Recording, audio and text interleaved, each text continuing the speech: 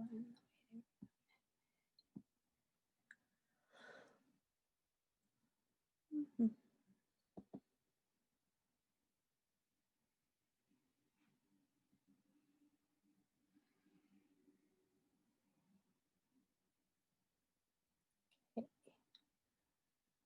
morning to those who are here. There are only a few of us right now. I guess we'll give a few more minutes to see if anyone joins us before we officially get started. Does anyone have any questions or concerns at this point that you want to talk about?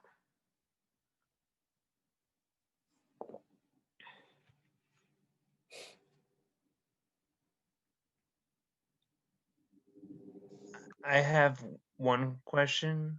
All right. What's your question, Austin? Um, the fairy tale project.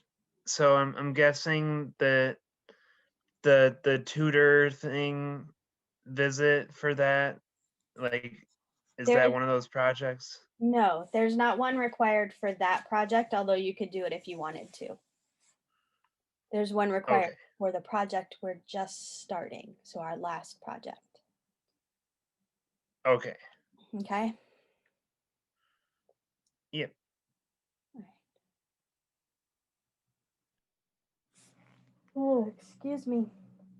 I was up really late last night, guys, like really late, because today, and he might be able to hear me because he's on the other side of the wall here. Today is my husband's birthday, and that man would not go to bed until after 11 last night so that I could finish getting his stuff together.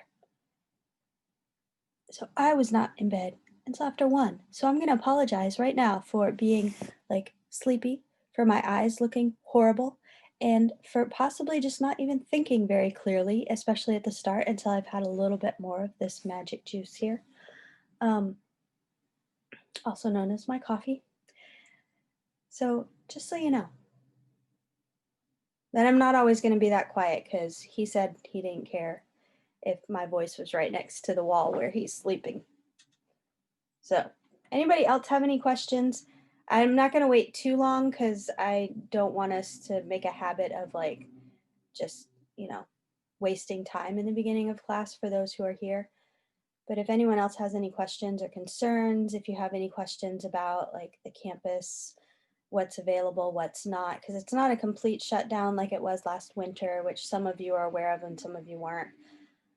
There are still things available to you. Um, So, if you have any questions about any of that, please let me know.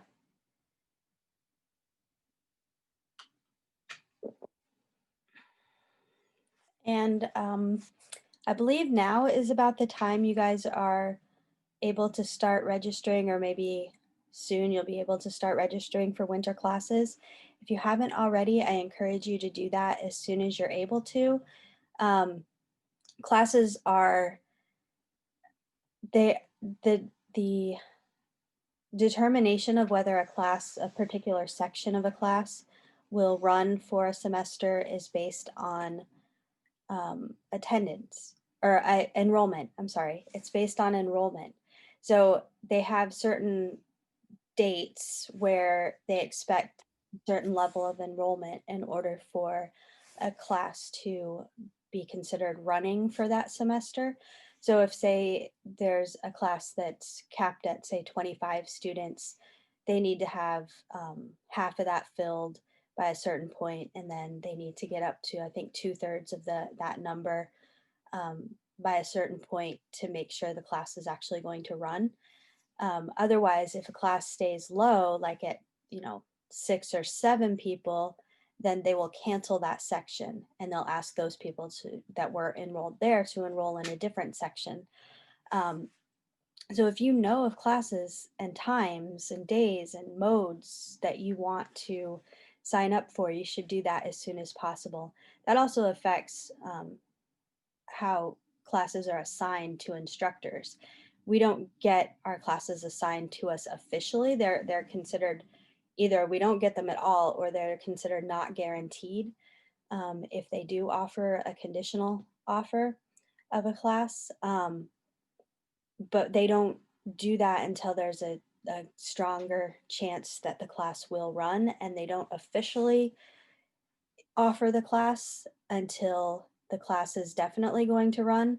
So a lot of instructors end up not knowing until, pretty much the last minute whether they're teaching a class or not, a particular section or not.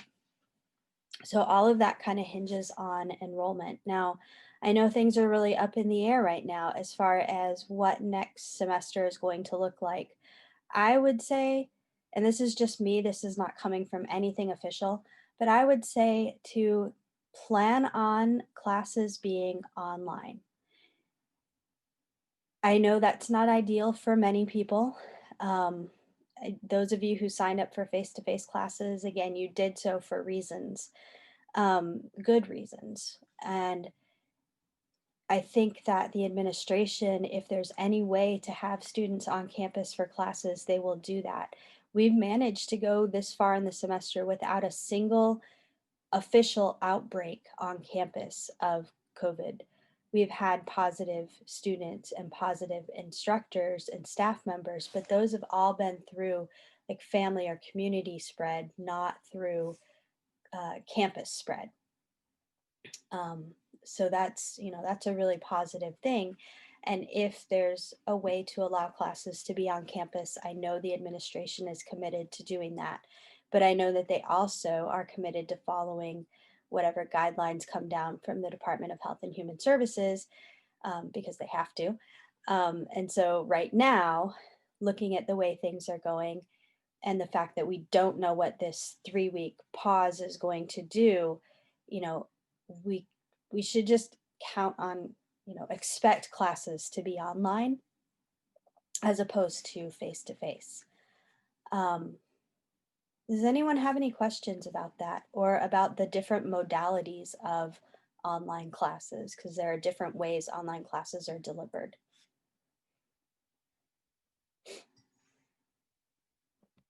Yeah. Is our meetings always going to be on Zoom, pretty much, For for this, our online learning? Yeah. well, for this class, for our English 101, and those of you who are in the 1115 class, yes, we're going to meet on Zoom unless for some reason Zoom goes crazy and we need to switch over to Google Meet. But, there's the Sorry, kid. she hit a button. It's okay. She wanted to say hi. Um, so yeah, our classes will be on Zoom. It's really the most versatile platform that has, through the education account, doesn't have time limits and other things. Some other platforms don't have as many options, like Google Meet currently doesn't have a whiteboard function, um, although it has, and it doesn't have breakout rooms yet. So it's limited in what we could do. Alright. Other classes that you might have, they may choose to use different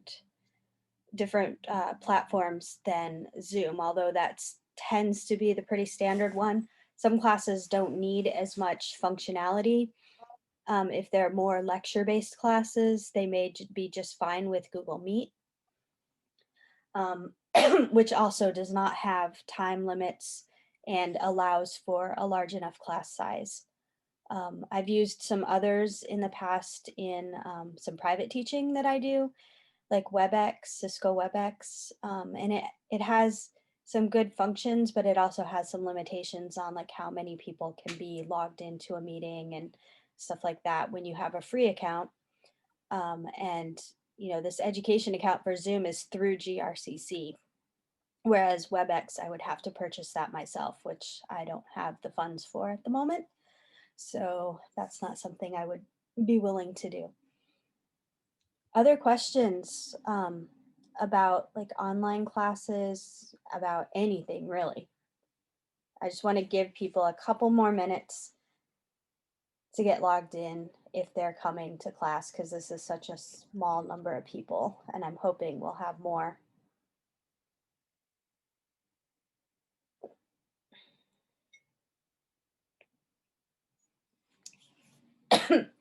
One thing that was at the bottom of your agenda last week, there was a little items of interest section. Um, in that section, there were 3 items. One of them was the English department scholarships, which the deadline for that was Sunday, so that one's no good anymore. One of them was for the How to College student series by the counseling services. And I think there's one more, I think there's a session today. And yeah, I think today is the last session for that. And then there was the Display Magazine. Display Magazine is GRCC's literary and arts magazine. It's published twice a year in full color. It's actually a really high quality publication, and it's all student work, student writing of all different kinds. There's essays, poetry, and short stories, and all kinds of stuff in there. And then all kinds of different artwork is featured. Obviously, photos of the artwork, but there's all kinds of different artwork featured, all student work. The deadline for submission was originally last Friday, but Professor Mackey, who's in charge of the display team and getting that together, decided to extend the deadline for this Friday to encourage more writers to submit. I guess they've had a lot of artwork, but they haven't had as much writing. So if you have a piece that you are particularly proud of or that you like, it can be any genre. It can be poetry, it can be a letter, it can be an essay or a short story or anything like that. Check out the link from last week's agenda, the week 11 agenda, and see about submitting some of your work. You don't have to have written it at GRCC or for a GRCC class. It can be something you've done on your own or for a previous previous class somewhere else or something. You can, so I would encourage you. I know we haven't done as much of the kind of creative writing this semester, but yeah, you can certainly, I encourage you to submit some things. Some of you, I have seen some things that would be really good, so consider that. All right, it is after 8 o'clock now, so I'm going to stop rambling about things. And I'm going to say that you do not have to have your microphones and cameras off. I know many of you want them off, and that is fine. I don't require them to be on. I'm just letting you know you don't have to have them off. And you are welcome to speak up at any time during class like normal. Just say, I have a question. There's also a way to raise your hand, I think, but I don't remember how that works. And there's a little reaction. Pardon? The raise your hand, it's in the chat. You click the chat. Okay. Okay. I'm just going to go ahead and open the chat because I know there are some people that have used it in the past. I'm going to move it onto my big screen. Just in case any of you don't know, a lot of times when I'm looking up, I'm looking behind me at a bigger screen. So I'm not like rolling my eyes at you or anything like that or making faces or whatnot. I have a screen behind me that has like your agenda is up there right now. The chat's up there right now. So if anyone needs to write into the chat. Participants, not chat, my bad. Oh, okay. Well, the chat's open too, because I think I missed one of Austin's questions last class or last time, and I wasn't able to respond quickly enough because,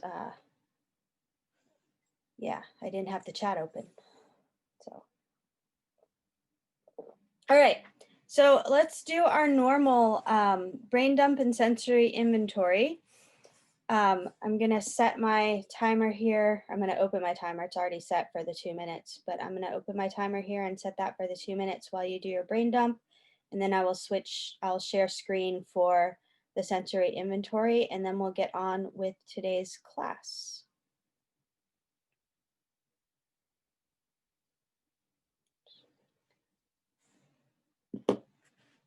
And let me get that open.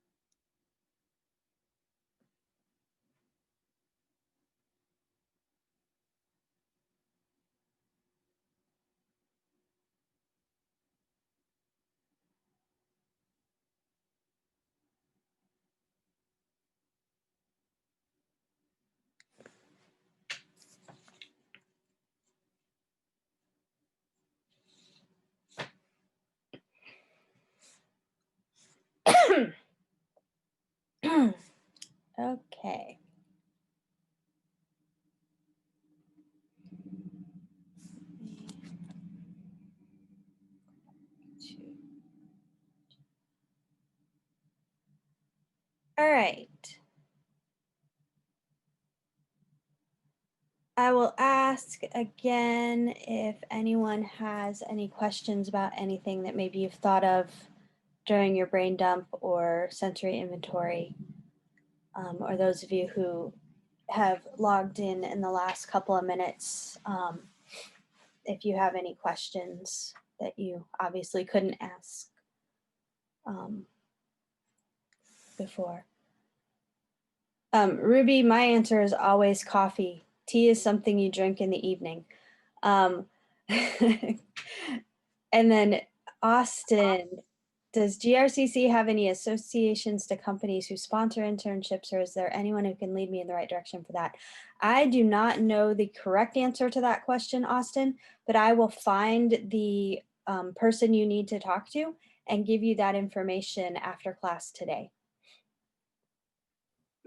Thanks. Yes, I'm gonna actually put that on a sticky note right now so that's sticking right next to my computer so I don't forget.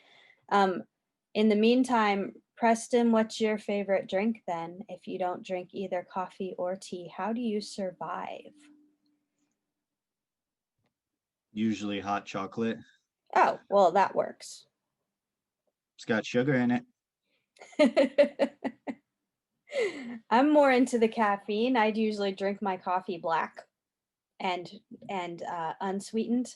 So, but yeah, today I didn't have enough time to make a proper cup of coffee, so I have a really good but still instant coffee and hot chocolate mixed together. It'll get me through.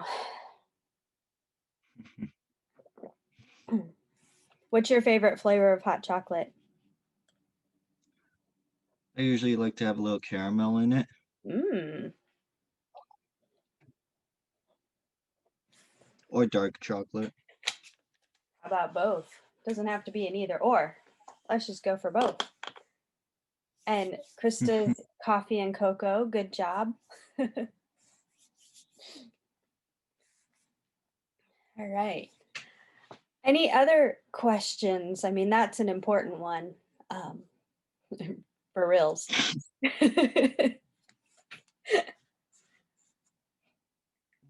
Okay, so today we're going to be talking about our final project of the semester. Now, one thing that's going to be a little bit different is this is not going to have a set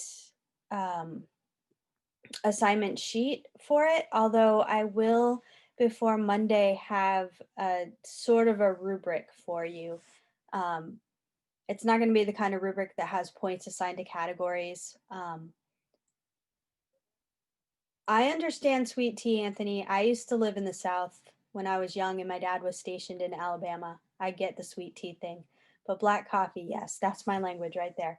Anyway, so I'm going to have a rubric that'll at least give you a breakdown of what I'm expecting in this final project, but it's not going to be as exact as it might be otherwise because you have choices with this last one.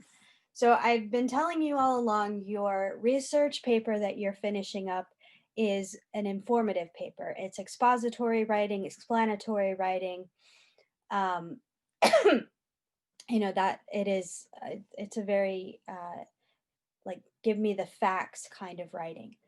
But many of you chose topics, and I think most of you chose topics that really you could have an opinion on. You could have a feeling about something, or maybe it's not an opinion on that topic per se, but it's an opinion about what should be done in response to that topic. And so that's where we're going to get into this last project. This last project ideally will build off of that research project simply because you've already done the research. You've already put the time and the effort into researching your topic. And so you have most of that work done. It's just what we would call remixing. They talked about remixing in Understanding Rhetoric somewhere. I don't remember exactly where now.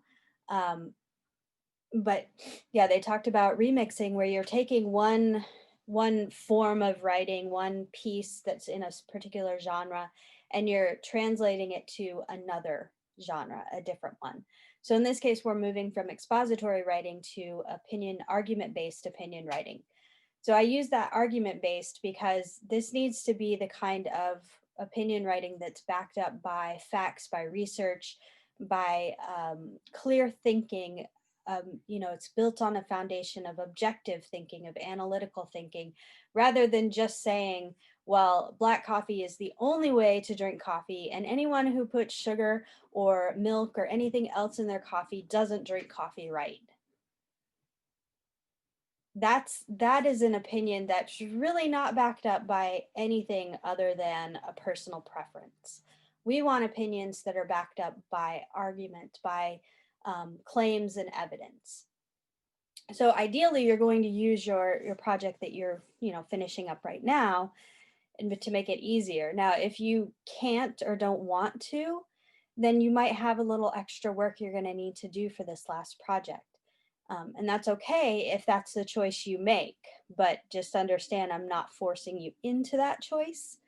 That is, that's up to you. So what you'll want to do is look through your research paper, and you'll want to find out, well, what are the claims and what evidence is there?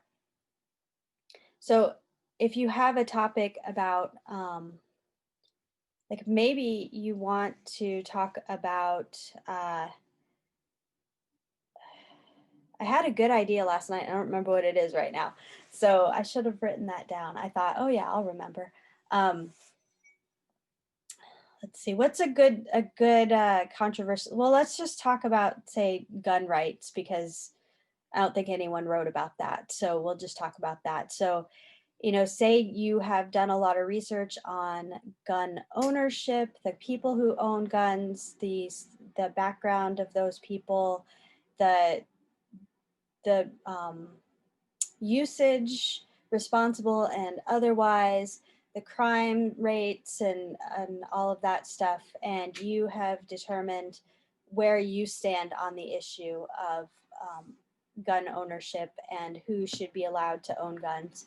And then you have an idea of what you want people to understand about that. You want to try to persuade people that there's value in your particular viewpoint on gun ownership. So you're going to go through your claims and your evidence that you've got in your research paper, and you're going to say, okay, here's all this evidence, and I'm going to use it to support my overall claim about gun ownership. So what you just want to pull that out of your research paper. And at this point, you're becoming, So, yeah, go ahead. sorry. No. So, like for this paper, like here's some things that may influence yada yada. But in Yeah. this next paper, we're going to be like, here's the defining factor. Yes. Okay. So I guess maybe a better example, someone in the other classes writing about abortion and the different methods of abortion, and when, in what cases, what stages of pregnancy, and that those methods would be used, what situations, and then what the concerns are about each different method. And then, for this person's opinion or argument opinion paper, they could choose to then give their personal view on abortion and who should have access, if anyone, and then try to back it up from the research they've already done in that paper. Does that make sense? I believe so. Anyone else? Does that make sense to you guys? I understand. Yes. Okay. How many? What's the length of this new project? That's a good question. So we are, it's going to depend on what you choose as your, your genre of writing, your actual particular form of writing. So opinion pieces come in many different kinds of many different forms. Um, there are, letters that would be opinion pieces, letters to an editor of a newspaper or other publication, letters to a particular lawmaker or someone in a position of authority, people who have power to make changes, to enact or enforce policies. There's the open letter, which is a letter that's directed to a particular audience, but is published for anyone. So it's, instead of sent in the mail to a particular person, it's published maybe on social media for everyone to read, or published in another publication on a website, or put up on posters around town or whatever, for everyone to read it, as opposed to just being sent to that one particular person or group. So that's an open letter. And then you have the op-ed or opinion pieces in newspapers like the New York Times and Washington Post, and pretty much any newspaper is going to have some sort of an op-ed, which is an opinion piece that is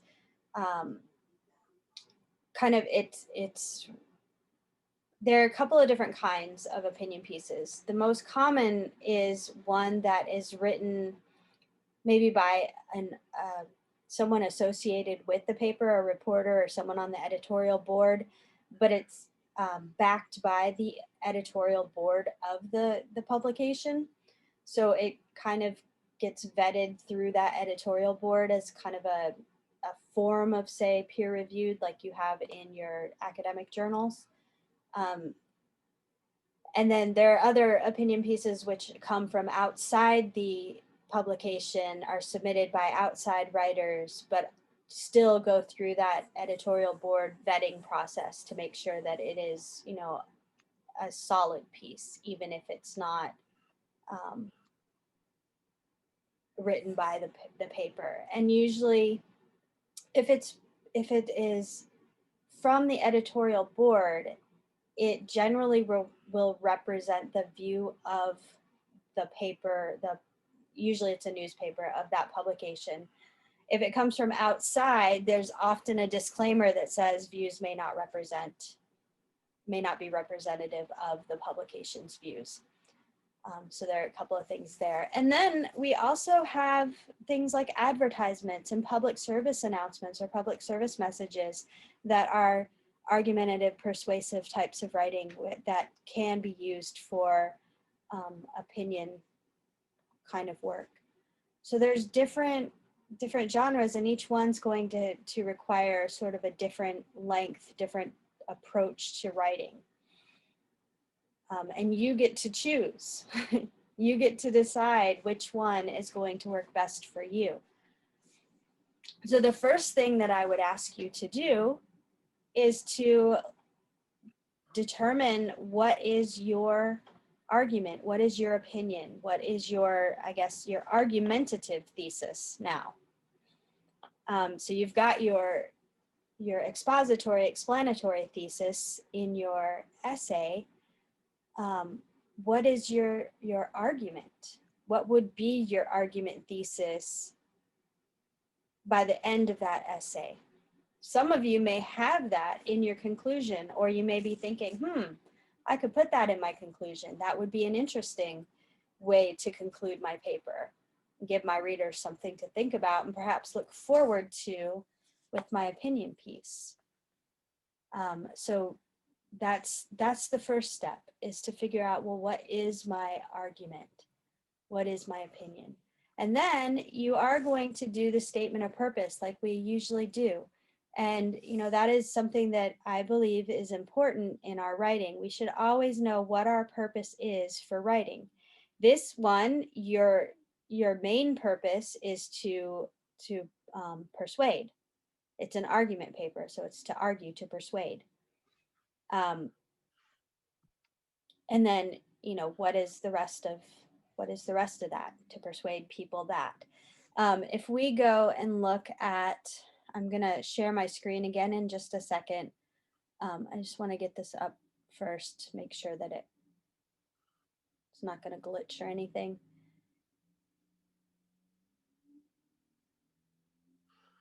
I was in the middle of a, just so you know, in case it happens again, I was in the middle of a Zoom meeting with a Zoom class with one of my private students yesterday, and my computer just shut itself off and restarted itself right in the middle. That was really nice of it.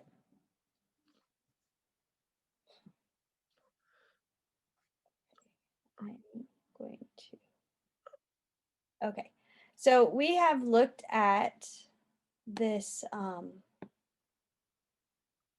we've looked at this before. It's been linked. It's in your statement of purpose document that we've been using. And so this is, this sample one is a persuasive kind of piece. So I want to convince the dean of students. I want to convince the dean of students to allow me a late drop from the English class I'm failing, right? So there's a very specific purpose here. It's not just to persuade, but it is a specific persuasive thing that what this writer wants to happen. And this writer knows exactly what result they want to get from it, or she wants to get from it, our friend Renee here. So she wants to be allowed to drop this class, even though she knows it's past the deadline for dropping classes. And so this statement that she finally comes to after working through purpose and audience and context is, I want to persuade a harried and reluctant dean of students. So she's got some idea of her audience beyond just, I want to persuade the dean, but I know what situation this dean is in at this time. So I want to persuade this harried and reluctant dean of students that my circumstances warrant a late drop in English. Okay, so, and then she goes on and she's talking about the,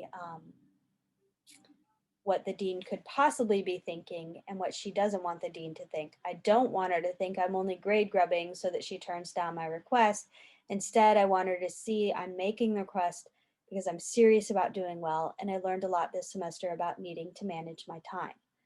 So she's got a very clear idea of what she wants in persuading this dean. So that's something that you will want to think about. You know, you're not just going to want to say, well, I think everyone should drink coffee black because adding sugar is bad for you. What do you want? I mean, you want to persuade people that, but then what action do you want them to take? So if you can think in terms of, this is my view and this is what should be done. This is the response that I would like. That's what we're looking for. Questions about that? I have a question. Yep. So as you know, my research project is about computer security. Mm-hmm. I'm just trying to think, like, what kind of opinion I would really have, and I'm having trouble thinking about what that would be. Okay, so you could think in terms like, this is just an example off the top of my head, and I don't know your topic as well as I hope you do. But in terms of like computer security, there's a debate about passwords and how long and complicated passwords should be and how often they should be changed. You know, GRCC operates on the changing it a few times a year and making them complicated with different numbers and capitalization and character requirements and that. Other There are other views that as long as you have a password that's not, you know, something stupid like password, um, you don't necessarily have to change it all the time, and it doesn't necessarily have to be, you know, 10 or 15 characters. It can still be as, you know, 6 to 8 character password. It doesn't have to have the whole mix of capitals and lower cases and numbers and other symbols. So maybe you would have a viewpoint on that. Maybe you're like, the evidence shows that, actually the longer passwords and the more frequent changing of them is more secure. And so people shouldn't be persuaded by the arguments. Otherwise, they should continue to require, like organizations or whatever should continue to require these more complicated passwords and more frequent changes of the passwords. Okay. So again, that's just off the top of my head, so it's not flawless or anything, but it should No, give you an I get idea. it. Yeah. Okay. Anyone else have questions? I just want to double check, Mhm. but we're allowed to use the sources we found for the research paper in this next paper. Yes, I would like you to use them. I would like you to not have to do a bunch of other research. Cool. Okay. Other questions you guys might have? How strong does our opinion have to be? Like, if we're doing, I'm trying to think of like, if like what you said earlier, like if you're doing a opinion piece or a persuasive piece on like abortion, Mm-hmm. you have to be like, pick a side, like I think abortion is like the worst possible thing, or I think abortion is fine. Like you have to pick one end of that spectrum, or can you kind of be like, I think it's okay in some aspects, or Well, is that up to you? I think if you can, articulate the view in the middle, that's often harder to do, but it's a good thing to be able to do because that's where most compromise takes place, most agreements, most working, figuring things out and making policies for the good of the majority kind of takes place in those middle places. So you could have a, that that more middle road response where you're saying, abortion should be abortion should be something that's not taken lightly, a decision that's made after consultations with more than just yourself. You could list out different people like a doctor, maybe a counselor, family members, whatever. And it should be then allowed in these circumstances, and whatever those circumstances you would think are. And I think that often that kind of view is easier to support than an all or nothing.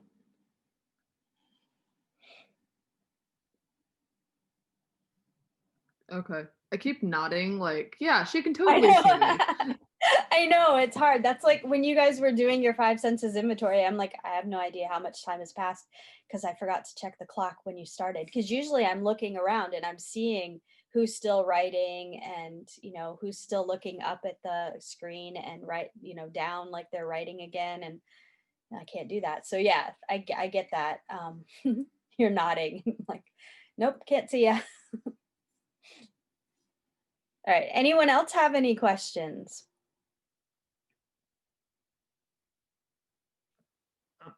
I think I thought of something. Okay. It's not a question, but one thing I learned in college was that Google is like a really helpful tool. So I could just type in there like opinions on, computer security and see what other opinions are out there. You could. A good source a good source you could go to is procon.org. I think that's what it is. Let me double check that real quick. Make sure. Okay. That's Procon.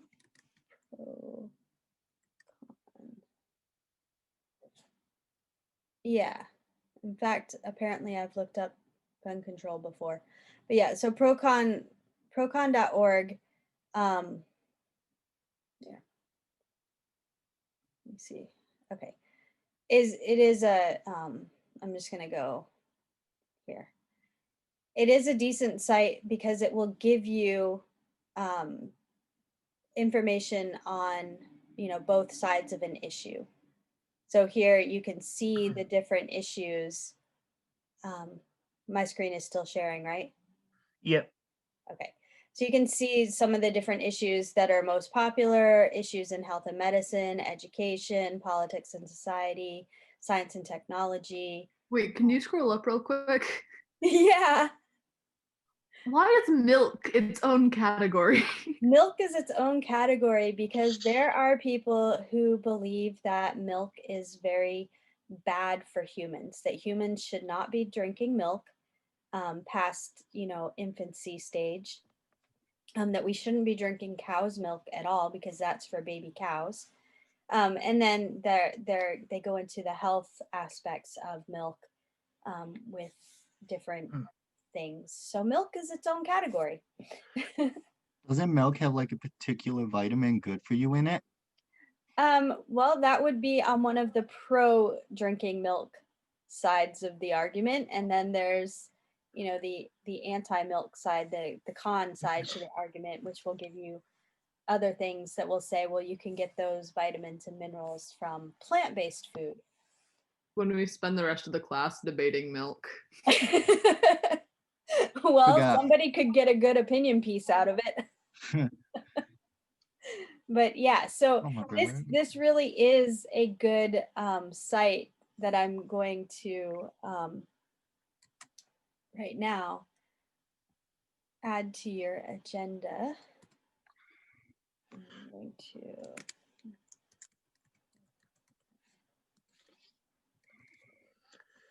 is a good site for you, a good resource for most topics you can find. There you go. Okay, so that is there. Yeah. So yeah, Googling is a good way to do things. This might be a little more focused than just a random Google. Marijuana for pets. Apparently that's a thing. I don't think I'm going to give it to my cat though. Cookie, you want some? I think it's more CBD based. Yeah. My cat will tear you apart for his catnip. Like seriously, I have gotten so many scratches from that cat because he won't let me put the catnip in his little house. Like he Our wants cat makes our cat makes us feed her 3 times a day and still complains. Yes, my cat does that too. She's like, yep, that's right. Did somebody say food? Yeah, can you hear her? Yes, Oh, that's great. Okay, so let's talk about what we need to do. So we need to look back at the research and we need to decide, well, what is our claim? What is our argument? What's our opinion? I'm looking at my topic. What is my opinion on this topic or on some aspect of this topic? What claims and evidence, or especially evidence, do I already have in this research paper that I can just use? Because I don't want to have to do a whole bunch of extra research. Maybe I'll look up something on procon.org since that's already there, but I'm not going to go and spend hours doing more research because that's not a good use of my time if I already have good research in my essay. So what can I use from that? So just making sort of like a claims and evidence chart. You can sort of model it after the double entry journal if you wanted to, where you make a claim on one side, put the evidence for it on the other side, just to organize it. If that's not the way that works for you, whatever works for you is fine, because you're not going to turn that into me. But the more if you do that now, if you even just going through and highlighting on a copy of your essay, just make a copy of your essay and then just go through and use the highlight function and highlight the different things. That would be fine too. However, it's going to work for you to make it easier for you to put it into whatever form you decide to use. So once you've got your claims and evidence, because you know your viewpoint now, then you can do your statement of purpose. Once you've got your statement of purpose, I want you to think about, well, what would be the best way to communicate this particular view? If I were writing about, say, gun control, I might choose either an open letter, or possibly I would do a series of public service announcement type things, you know? If I were writing about like abortion, then I might choose an opinion piece like an op-ed, or I might choose one of those letters to a lawmaker, or even an open letter that's like addressed to a lawmaker or a group of lawmakers, but is published widely on some platform, like, a social media or a website or something. If I were doing, the password thing, I might use public service announcements again to persuade people to be more mindful of their passwords. What exactly is a public service announcement? Okay, that is a good question. So a public service announcement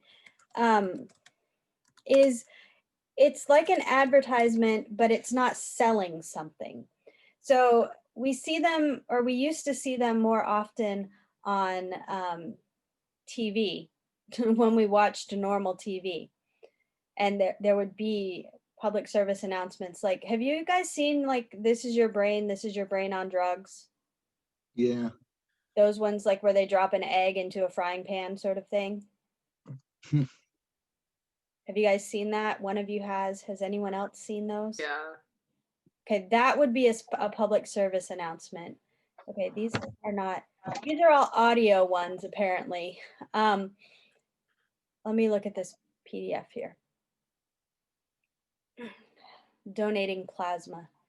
Let's see what so this is just a transcript of it. It's not, but it would be an audio, like an announcement, say on the radio, where this guy would come on. I'm Dr. Stephen Hahn, Commissioner of Food and Drugs. If you have recovered from COVID-19, confirmed by a positive test, you're in a special position to help us fight the virus. So it would just go and give you this announcement that would be broadcast on radio, most likely. Or this could be a voiceover for like a television announcement sort of thing. And if you look up, I just thought maybe the CDC would have pretty things. Let's see. I don't want to just do any one random one because you never know what you're going to get, but here's a recent one. And yes, this means that you could make your public service announcement as a short video if you wanted to. We'll see what happens.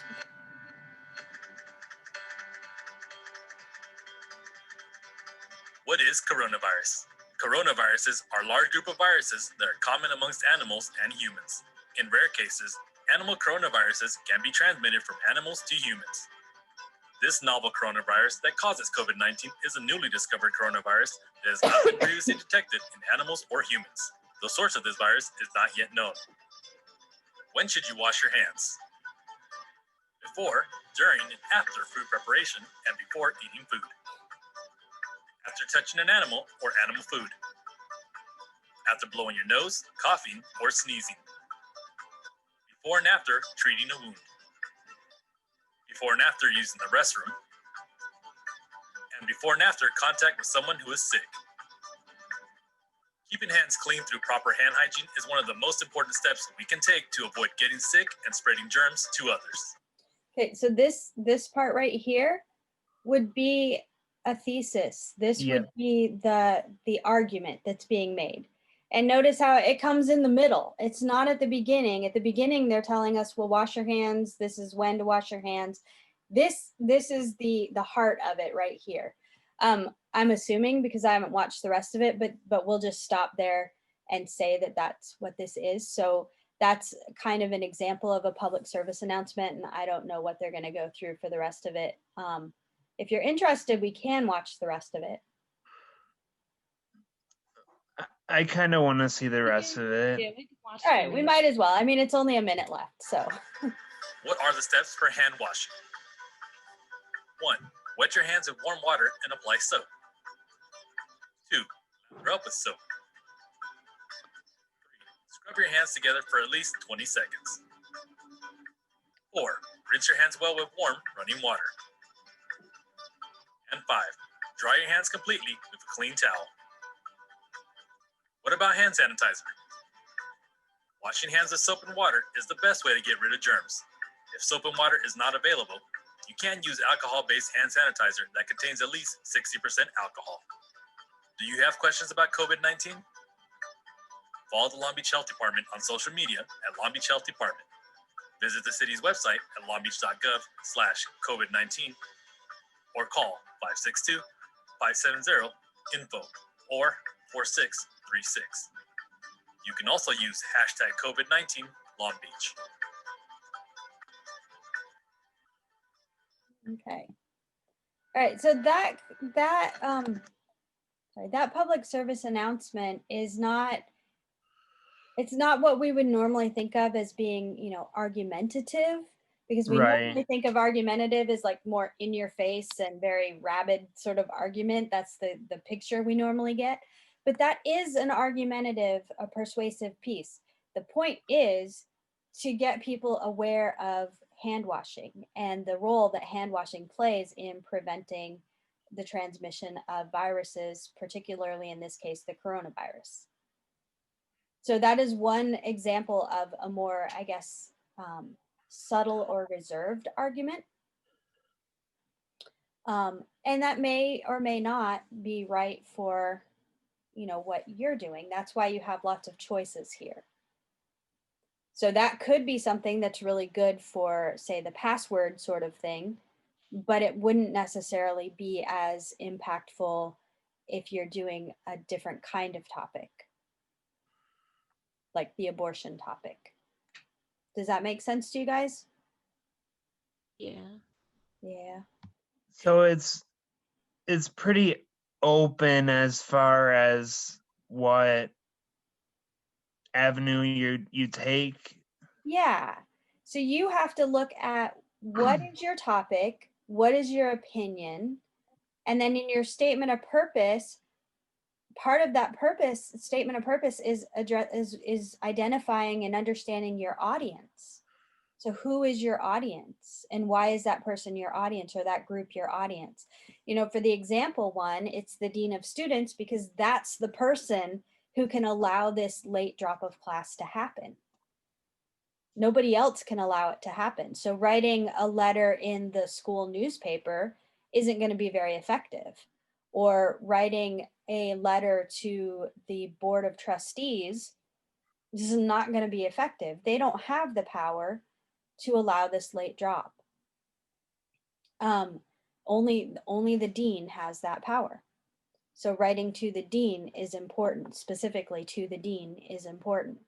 Other things, you know, an open letter or a PSA, if you have a very broad audience, like for the hand washing and for changing your passwords and certain kinds of passwords, that would be a better vehicle. If you're writing about something like gun control or abortion or something like that, maybe a letter to a specific lawmaker would be the best course of action. Like your representative, you know, your state representative or your congressperson. Which is why I want you to start with the statement of purpose so that you can identify that audience and context so that you can choose which mode of writing is going to be best for your particular situation, your particular argument. And obviously, I am here to help anyone who is saying, okay, here's my statement of purpose. I can't decide which type of piece I should write. Can we talk about this? Absolutely, we can talk about it.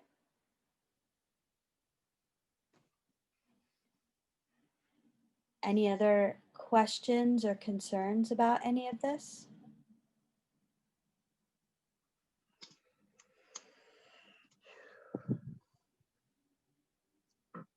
I don't really have any more questions. Okay, that's good. That's good. Does everyone feel like this is something you can do without really, without really panicking too much, I guess. Come this far, so yeah. Okay. Well, I think, we already have our research papers, so it should be pretty easy. I'm hoping that it is. I mean, that's my design. That's my desire for this project, is that it is, fairly easy, especially compared to the research. So you've already done a great deal of the work. It's just Yeah. remixing that work into a different form. We Right. already have a backbone structure, pretty much. Mm-hmm. All right. If you do not have any other questions, you are free to go about your day and do whatever you would like to do. You need to complete your statement of purpose and submit it on Blackboard by the start of class Monday. And then try to outline your project in some form or another. Monday, we do have class online, of course, and I'll try to kind of make it short and sweet in honor of Thanksgiving week. But we will go over what the next step of the project is and answer any questions that you have. Yes. Break starts on Wednesday, right? Break starts Tuesday. There are no classes Tuesday, Wednesday, Thursday, Friday. Cool. Yay. Yay. We're ready for that break, aren't we? Could you repeat those days one more time? Tuesday There- through Friday. Yeah, there are no classes Tuesday through Friday, only Monday Sorry. classes. I didn't mean to interrupt, sorry. Oh, that's okay. I don't mind. Aw. Great. Anything else from anyone?